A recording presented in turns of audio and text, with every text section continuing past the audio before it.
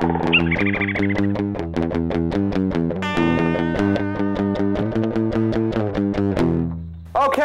well, the greenhouse is clean. At least it's as clean as it's going to be in here.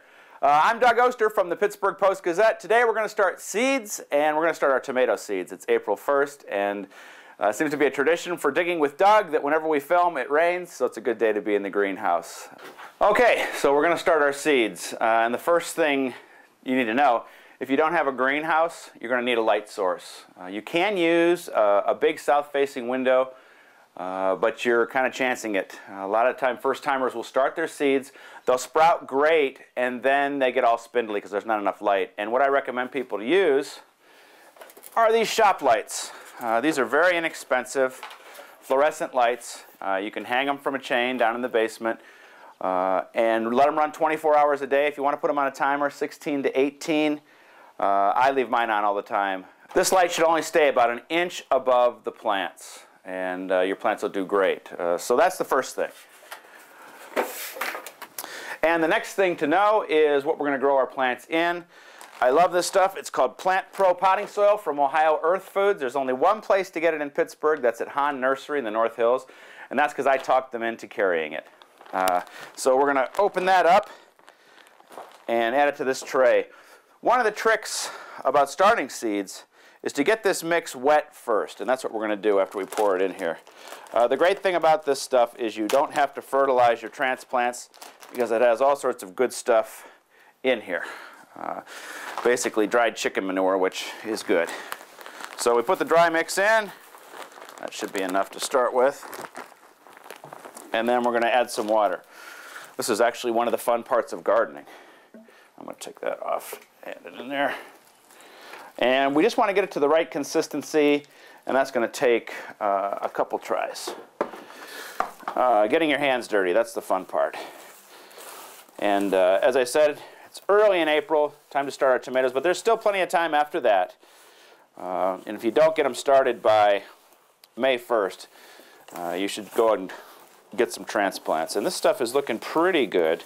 Still a little dry. But when you mix it up like this and get it to the right consistency, you want it to be moist, but not dripping. And we'll take a look. I'm going to give it a little bit more water. If we get it too wet, we would just add a little bit more mix. If it's too dry, we just add a little bit more water. Okay. That's looking good. About where I want it. So you can kind of feel it sticks together, but yet you can't get any water really out of it. There's a little bit coming out, but that's okay. We still want it to be light enough.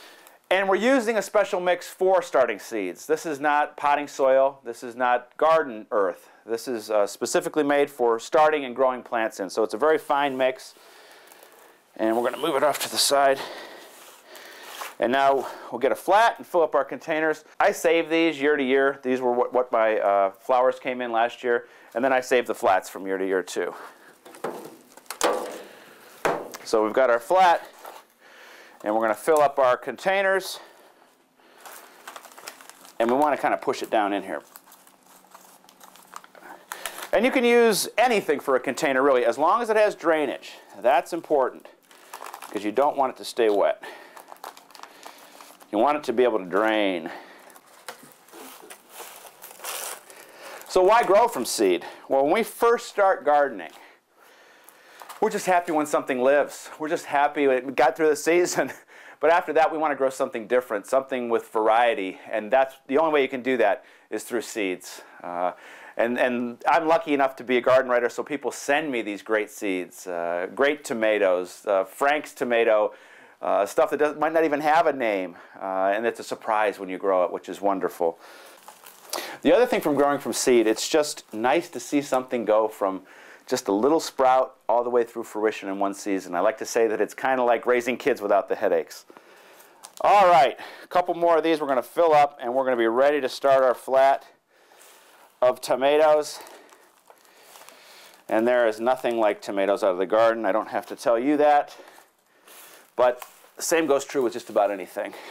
If it comes out of the garden, it's going to be better than what you can get in the store. And in subsequent Digging with Doug segments, we're going to talk all about all sorts of different things that we can grow out there. Okay, so we're ready to go. We've got our flat filled up, and now it's time to add the seeds. And there's a new seed out from Burpee called Sweet Seedless. And I absolutely am thrilled to try this because it's the first tomato that doesn't have seeds in it. So I'm going to give that a try. For a gardener, it's funny, I don't like to get my hands dirty. I guess I like to get them dirty, I just don't like to keep them dirty. All right, Sweet Seedless hybrid tomato. It's brand new, and I think there's only about 10 seeds in here for $4. You got to pay a lot for the newest varieties. And all I'm going to do is bring this seed out.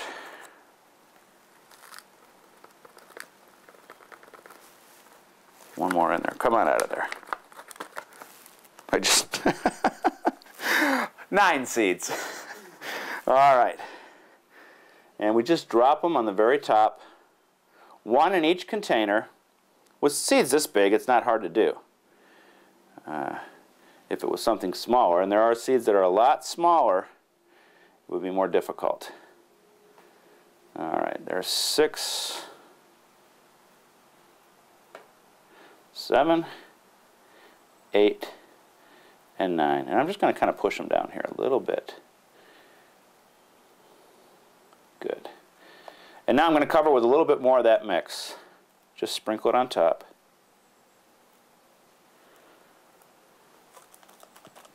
And push it down. Make good contact between the soil and the seed. And now, at this juncture, the most important thing to do is put your marker in, because if you fill this thing up with seeds of all sorts of different tomatoes, you're not going to know what's what. So that's what we're going to do. I save all the markers from last year, and sometimes when people come third week of May to get their tomatoes, because you always grow too many tomatoes, one side will say, you know, red petunia, and the other one will say sweet seedless tomato, and so people are expecting a red petunia because they're reading the wrong side. That's recycling, though. Sweet seedless. All right, and we need one more.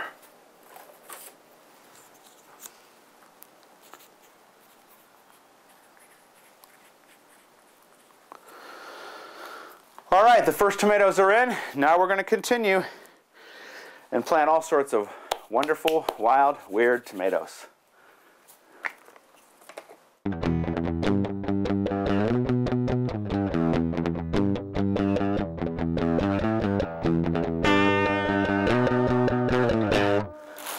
Now, next step is to cover the whole flat with clear plastic. This is going to keep the soil that we already have, it's nice and moist. Nice and moist. Whoops. And this is important because you don't want this to dry out. Once those seeds get wet, they can never dry out or they won't sprout. So we're going to put the flat in here. And I like to use clear plastic so I can see when they sprout. That's another thing. All year long I'm saving any plastic bag I see. I've actually got in these drawers just big rows of plastic that I'll put with all these flats get filled up. And now we want this to stay in 65 to 70 degrees. This greenhouse won't stay 65 or 70. I'll take these inside until they sprout and then bring them back out here. But now we're ready to go. We're just waiting for them to sprout. And I've got a lot more seeds to plant. Peppers, tomatoes, and even more tomatoes. Okay, so we've learned how to start seeds indoors. Next week we're out in the garden and we're going to learn the most important job any gardener has, improving the soil. But until then, I got more tomatoes to start, probably another flat after this. Come on, seeds. Red table, that should be interesting.